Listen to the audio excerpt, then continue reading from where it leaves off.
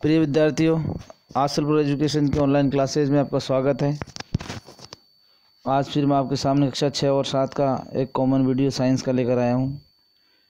तो देखिए, आज हम प्रकाश, हमारा टॉपिक है आज का प्रकाश, लाइट, शैडो, छाया और प्रकाश का परावर्तन।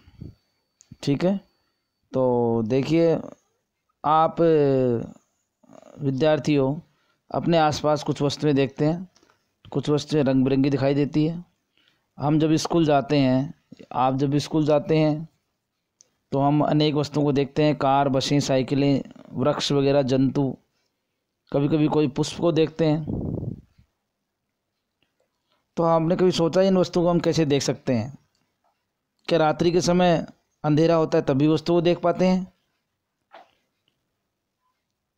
तो विद्यार्थियों देखिए, क्या आप कमरे में अंधेरे में रखी हुई कुछ वस्तुओं को देख पाते हैं? नहीं देख पाते हैं, क्योंकि वहाँ पर कोई प्रकाश नहीं है। यानी प्रकाश की उपस्थिति में ही वस्तु को देखा जा सकता है। लेकिन जब आप कोई टॉर्च लेते हैं, मोमबत्ती जलाते हैं, तो आप देखते हैं कि जब टॉर्च जलती है, मोमबत्ती जलती है, तो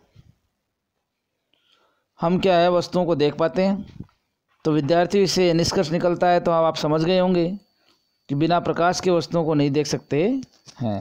यानी किसी वस्तु को देखने के लिए प्रकाश की आवश्यकता होती है। प्रकाश वस्तुओं को देखने में हमारी सहायता करता है। तो अंडरलाइन करने में ये आपको बात समझ में आ गई होगी, प्रकाश के बिना वस्तुओं को नहीं देख सकते हैं और प्रकाश से ही वस्तुएं दिखाई देती है। सूर्य जो है हमारा एक आकाशीय पिंड है जो पृथ्वी को प्रकाशित करता है। यानी सूर्य का प्रकाश पृथ्वी पर गिरता है तो पृथ्वी पर सभी वस्तुएं में दिखाई देती है। जो वस्तुएं सूर्य की तरह स्वयं का प्रकाश उत्सर्जन करती है उन्हें हम दीप्त पिंड कहते हैं। क्या कहते हैं? दीप्त पिंड। अब आप समझ गए दीप्त पिंड किसे कहते हैं। अर्थात जो स्वयं के प्रकाश से चमकता है वही होता है दीप्त पिंड। तो देखिए विद्यार्थियों, ये मैंने प्रकाश के बारे में बताया आपको। अब चलते हैं आगे, वीडियो में बने रहिए आप। अब हम कुछ वस्तुएं बताएंगे आपको, पारदर्शी, अपारदर्शी और पारभासी वस्तुएं। तो पारदर्शी क्या होता है, अपारदर्शी क्या होता है और पारभासी वस्तुएं क्या होता है? देखिए आप, पारदर्शी वस्तु वो वस्तुएं होती है जिनके हमें आर पार दिखाई देता है, पूर्णतः दिखाई देता है। ठीक है, वो हमारी पारदर्शी वस्तु कहलाती है। अपारदर्शी वस्तु वो होती है जिनके हम आर पार दिखाई हमें नहीं देता है। जैसे हमने कोई लाइट के प्रकाश के आगे हमारे सामने कोई वस्तु रख ली है और हमें दूसरी तरफ दिखाई नहीं दे रहा है, तो वो जो वस्तु हमारे सामने लगी हुई है वह वस्तु आपकी अपारदर्शी वस्तु है। पारभासी वस्तु किसे कहते हैं? कि जब किसी वस्तु के आर पार कुछ धुंधला दिखाई दे, थोड़ा थोड़ा दिखाई दे, धुंधला दिखाई देता है, हमको स्पष्ट नज़र नहीं आता है, तो उसे हम कहते हैं पारभासी वस्तुएं। तो आप समझ गए होंगे विद्यार्थी, पारदर्शी, अपारदर्शी और पारभासी वस्तुएं। पारदर्शी के आर पार देख सकते हैं, अपारदर्शी इसके आर पार दिखाई नहीं देता है, पारभासी के आर पार दिखाई देता है लेकिन कुछ कुछ धुंधला दिखाई देता है, स्पष्ट नज़र नहीं आता है। तो आप देखो, इसके लिए क्रियाकलाप भी कर सकते हैं। अपने एक मित्र को एक कोई कागज़ की शीट देकर उसको हम कह सकते हैं इसके दूसरी पार देखो, तो आपके मित्र को दूसरी ओर कुछ भी नज़र नहीं आएगा। इसका मतलब जो वस्तु हमारे सामने लगी हुई है वो वस्तु हमें अपारदर्शी वस्तु है, दूसरी ओर दिखाई नहीं देता है उससे। ठीक है विद्यार्थियों, आगे चलते हैं। अब हम छाया के बारे में देखते हैं। छाया, शैडो। आपने देखा होगा कि सामान्य तौर से कोई भी हमारी वस्तुओं पर लाइट गिरती है तो अपारदर्शी वो छाया, उसकी छाया बनती है। तो देखिए, मैदान में आप इसके लिए क्रियाकलाप के लिए एक सीट बिछाइए, सीट लीजिए टुकड़ा। सामान्य जानकारी के अनुसार सीट पर कोई प्रकाश गिर रहा है तो सीट के दूसरी ओर नीचे की तरफ देखेंगे तो वैसी ही हमें छाया दिखाई देगी। सीट क्या करती है, उसके लिए हम क्रियाकलाप कर सकते हैं। एक सीट लिया हमने, उसके ऊपर प्रकाश डाला, दूसरी ओर उसे हमने देखा, तो उस सीट की जो छाया बनी हुई है उसको हमने पेंसिल से अंडरलाइन कर दिया। तो ऐसा क्यों किया हमने विद्यार्थियों? क्योंकि कुछ वस्तुएं ऐसी होती है जो उनकी छाया से पहचान लेते हैं, कुछ वस्तु ऐसी होती है जो हम उनके चित्र के द्वारा हम उन्हें पहचान सकते हैं। तो देखो, छायाओं की बाहरी रेखाएं देखकर वस्तुओं को पहचानने के लिए आपको वो जो उसके चारों ओर जो रेखा बनाई हुई है, लाइन बनाई हुई है हमने, उसकी सहायता से हम उसको चित्र को पहचान सकते हैं। ये चित्र कोई पुस्तक का है या बुक का है या कोई बस का है या कोई वृक्ष का है। ऐसे छाया देखने के लिए हमें कोई प्रकाश स्रोत या प्रकाश के पथ में कोई अपारदर्शी वस्तु रखनी होती है। यदि हमें छाया देखनी है तो जो प्रकाश आ रहा है उसके रास्ते में प्रकाश को रोकने के लिए हमें कोई अपारदर्शी वस्तु रखनी होगी। जब तक अपारदर्शी वस्तु नहीं रखेंगे तब तक हमें छाया दिखाई नहीं देगी। ठीक है विद्यार्थियों, अब क्या होता है, आगे चलते हैं। अब बात यह आता है छाया, कई बार हमारी छाया जो हमें भ्रमित भी कर देती है। छाया जैसे कि हमारे हाथ की उंगलियां हैं, इसकी छाया हम देखेंगे तो हमें 5 उंगलियां दिखाई देगी। अगर हमने एक उंगली के ऊपर दूसरी उंगली रख लेते हैं तो हमें 4 उंगलियां दिखाई देगी। इस प्रकार कई बार हम हमारी उंगलियों से एक विशेष प्रकार का चित्र बना करके एक डरावना दृश्य भी बना सकते हैं। तो वो ऐसा नज़र आएगा कि जैसे छाया उंगलियों की नहीं है, कोई जैसे किसी जानवर की छाया है। ठीक है, तो कई बार हम अपने हाथों से विविध जानवरों की छाया होने का भ्रम भी उत्पन्न कर सकते हैं। ऐसा लगता है कोई जानवर की छाया है जबकि हमारे हाथ की छाया होती है वो। ठीक है, तो हम भ्रम भी उत्पन्न कर सकते हैं। तो इस प्रकार आप छाया के बारे में जान गए होंगे। अब देखो, अब जब छाया बनती है तो इसका कोई रंग पर कोई प्रभाव नहीं पड़ता है। जैसे हमने कोई 2 फूल लिए, एक गुलाब का फूल ले लिया लाल रंग का, एक पीला फूल ले लिया हमने लाल रंग का, और यदि उस पर लाइट का प्रकाश हम डालते हैं तो वहाँ पर जो छाया बनेगी वो केवल फूल की ही बनेगी, न कोई रंग की बनेगी। इस प्रकार रंगों का कोई प्रभाव नहीं पड़ता है। अच्छा जी, अब देखो ये आपकी होगी, रंग का कोई प्रभाव नहीं पड़ता है। छाया विभिन्न प्रकार की हो सकती है, अलग अलग छाया हम डरावनी बना सकते हैं, छाया को हम मोड़ सकते हैं, छाया का हम कैसे चित्र बना सकते हैं। तो ये हमारी छाया थी। उसके बाद देखिए विद्यार्थियों, आपने देखा होगा सूर्य को, सूर्य का जो प्रतिबिंब बनता है, सूर्य जो जब सूर्य ग्रहण होता है, सूर्य ग्रहण होने पर सूर्य के प्रतिबिंब का एक भाग धीरे धीरे काला हो जाता है। हमें सूर्य को सीधे कदापि नहीं देखना चाहिए, ये हमारी आँखों के लिए अत्यंत हानिकारक होता है। कई बार आपने देखा होगा कि एक पेड़ है, पेड़ के ऊपर सूर्य का प्रकाश आ रहा है, उसके नीचे भी छाया पेड़ की बनती है, तो उसके बीच में छिद्र दिखाई देते हैं। इसका मतलब 2 पत्ते के बीच में ही खाली स्थान है, रिक्त स्थान है, वहाँ से होकर सूर्य का प्रकाश गमन कर रहा है, और जहाँ से सूर्य का प्रकाश निकल जाएगा वहाँ पर हमें छाया दिखाई नहीं देगी। अर्थात छाया दिखने के लिए हमें क्या चाहिए, अपारदर्शी वस्तु उसके अंदर उपस्थित होनी चाहिए। अब बात आती है इम्पोर्टेंट बात, वो देखिए कि जो हम प्रकाश देखते हैं, तो प्रकाश के गमन के लिए हमें सरल रेखा की आवश्यकता होती है। प्रकाश सरल रेखा में ही गमन करता है। जैसे उदाहरण के लिए हम एक मोमबत्ती लेते हैं, उसको हम सीधे पाइप की सहायता से देखते हैं तो वह मोमबत्ती की लो हमें दिखाई देती है।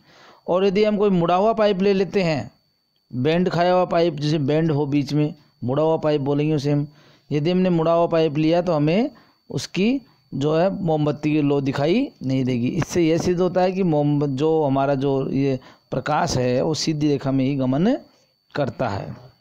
ठीक है विद्यार्थियों, उसके बाद देखिए हम एक देखते हैं दर्पण और उसका परावर्तन। दर्पण जैसे आपने सामान्य रूप से कांच को देखा होगा, उसके सामने अपना चेहरा भी देखा होगा, रोज़ प्रतिदिन हम चेहरा देखते हैं तो हमें अपना दर्पण, उसके अंदर हमारा प्रतिबिंब दिखाई देता है। दर्पण के अंदर हमारा प्रतिबिंब दिखाई देता है। अब एक प्रतिबिंब को अपने मित्र को दे दीजिए आप, और आप एक टॉर्च लीजिए हाथ में, एक मित्र को भी उसके बाईं ओर खड़ा कर दीजिए। अब आप टॉर्च से प्रकाश डालेंगे दर्पण पर तो प्रकाश का परावर्तन होगा, प्रकाश लौट कर वापस आएगा, प्रकाश लौट कर एक एंगल बना लेगा, एक कोण बना करके अपने मित्र पर जाकर गिरने लग जाएगा। तो आपको मित्र की तस्वीर नज़र आएगी, मित्र की फ़ोटो उसके अंदर नज़र आएगी। इससे सिद्ध होता है कि प्रकाश जो है, प्रकाश का परावर्तन भी होता है। तो देखिए विद्यार्थियों, यह क्रियाकलाप जो है आपको ये सुझाता है कि दर्पण अपने ऊपर पड़ने वाले जो प्रकाश है की दिशा को बदल देता है। दर्पण के ऊपर जो प्रकाश पड़ता है तो दर्पण क्या करता है, अपने ऊपर पड़ने वाले प्रकाश की दिशा को बदल देता है। प्रकाश सरल रेखा के अनुदिश गमन करता है। ठीक है, हाँ विद्यार्थी देखिए, हमारा पाठ चल रहा था प्रकाश का। तो इसके आगे देखिए, आपने देखा होगा कि जैसे रेल का इंजन है उसके सामने एक लाइट लगी होती है, स्कूटर, कार, इनके सामने लाइट लगी हुई रहती है। और इस लाइट से, इस टॉर्च से, एक प्रकार की टॉर्च हो गई, इससे प्रकाश आते हुए देखा होगा, इससे किरण पुंज को आपने जाते हुए देखा होगा। तो आपने कैसा अनुभव किया है? आपने अनुभव किया होगा कि प्रकाश बिल्कुल सीधी रेखा में ही गमन करता है। ये मैं पूर्व में आपको बता चुका हूँ। इसके लिए अभी हमने प्रयोग किया था, एक सीधे पाइप का वो लेकर के, एक मुड़े हुए पाइप को लेकर के। ठीक है, कक्षा 6 में भी हमने पढ़ा है, ये 7 में भी पढ़ रहे हैं हम। 6 और 7 का एक कॉमन वीडियो आपके सामने है, दोनों में एक ही सेम चैप्टर है। तो देखिए, अभी मैंने आपको बताया था कि मोमबत्ती जलाई थी हमने और सीधे पाइप में से देखा तो मोमबत्ती की लौ दिखाई दे रही थी, और जब मुड़े हुए पाइप में देखा तो मोमबत्ती की लौ दिखाई नहीं देती। इससे हमें जानकारी क्या मिलती है? ये है मोस्टली बात, ये है कि प्रकाश सरल रेखा में ही गमन करता है। अब देखिए आगे, प्रकाश का परावर्तन। आपने चमकदार वस्तुएं देखी होगी, जैसे स्टेनलेस स्टील है, चमकदार प्लेट है, इनकी जो पृष्ठ होता है वह पृष्ठ होता है चमकदार, चमकीला पृष्ठ होता है। तो चमकीला पृष्ठ क्या करता है? जब इस पर कोई प्रकाश पड़ता है तो ये प्रकाश को लौटाता है वापस, प्रकाश का परावर्तन करता है, प्रकाश पर लौटा। जैसे हमारा पानी है, पानी की जो ऊपरी सतह है वह भी परावर्तक का कार्य करती है। यदि हम हमारा चेहरा देखना चाहेंगे तो पानी में आसानी से दिख जाएगा। पानी में पेड़, वृक्ष, किसी का भी पक्षी वगैरह के चेहरे आराम से पूर्ण रूप से दिखाई देते हैं। इसका अर्थ यह हुआ कि जो पानी है ना, जल में वस्तुओं का परावर्तन होता है, जल में वस्तुओं का परावर्तन होता है, कोई भी वस्तु हो, कोई भी। अब हमारे पास देखो यहाँ पर है, दर्पण द्वारा प्रकाश की दिशा में परिवर्तन प्रकाश का परावर्तन कहलाता है। यहाँ से आप देख रहे हैं, नोट कर लेंगे, प्रश्न बन रहा है आपका। किसी दर्पण द्वारा प्रकाश की दिशा का यह परिवर्तन प्रकाश का परावर्तन कहलाता है। कौन सा परिवर्तन? जो हमें प्रतिबिंब दिखाई देता है उसके अंदर। इस प्रकार देखो, आपको ये चित्र दिया हुआ है, यहाँ पे एक शेर बना हुआ है, एक कुआं है। शेर शेर जो है कुएं में भरे हुए पानी में देखता है, उसको अपना चेहरा दिखाई देता है। इसका मतलब होता है कुएं में जो पानी है ना, उस पानी द्वारा परावर्तन हो रहा है। ठीक है, सूर्य का प्रकाश इस पर गिरता है, गिर करके परावर्तन हो रहा है, इसके अंदर परावर्तन होकर उसको अपना चेहरा दिखाई देगा। अब देखो आगे, उसके बाद देखो विद्यार्थियों, यहाँ पर एक टॉर्च का उदाहरण दिया हुआ है। किसी टॉर्च की सहायता से जब हम प्रकाश डालते हैं तो प्रकाश गमन करता है, तो प्रकाश का परावर्तन होता है। सामने रखी हुई वस्तु पर प्रकाश पड़कर प्रकाश सीधी रेखा में गमन करता है, एक एंगल बनाते हुए, कोण बनाते हुए गमन करता है, वैसे सीधी रेखा में ही गमन करता है। अब देखिए दूसरा और कुछ और नई बात इसके अंदर। प्रकाश जो है ना, यदि हम किसी दर्पण पर डालते हैं, समतल दर्पण पर, और अपना प्रतिबिंब देखते हैं, तो प्रतिबिंब हमें बायां तो दायां दिखाई देगा और दायां अंग बायां दिखाई देगा। इसे कहते हैं हम दक्षिण या वाम, दक्षिण या वाम, दायां या बायां। यदि हम बायां हाथ को ऊपर करते हैं, आगे चलना है। हाँ विद्यार्थी देखियो, दायां बायां दिखाई देता है, बायां। आइए क्रियाकलाप करते हैं इसके लिए। अपने एक मित्र को कहिए वह दर्पण के सामने अपना बायां हाथ उठाकर देखेंगे। जब वह बायां हाथ उठाकर दर्पण में देखता है तो दर्पण में जो हाथ उठा हुआ दिखाई देता है वह दायां दिखाई देता है। यदि वह दायां हाथ उठाता है तो बायां हाथ दिखाई देता है। इसका मतलब आप देखेंगे कि प्रतिबिंब में दक्षिण वाम दिखाई देता है और वाम दक्षिण दिखाई देता है, अर्थात बायां हो दायां दिखाई देता है और दायां बायां दिखाई देता है। उदाहरण के तौर पर हमने एम्बुलेंस देखी होगी, एम्बुलेंस में लिखा होता है AMBU AMBLU ANC, एम्बुलेंस। यदि कोई वाहन आगे से उसके सामने से आ रहा है तो वो उस पर फोकस गिरता है तो वह उसको दूसरी ओर उल्टा दिखाई देता है, तो वह एम्बुलेंस स्पष्ट उसको नज़र आ जाती है, उसको हम रास्ता दे देते हैं। तो इस प्रकार देखो, ये मैं बता रहा हूँ आपको। अब हमारे पास कुछ दर्पण है, गोलीय दर्पण।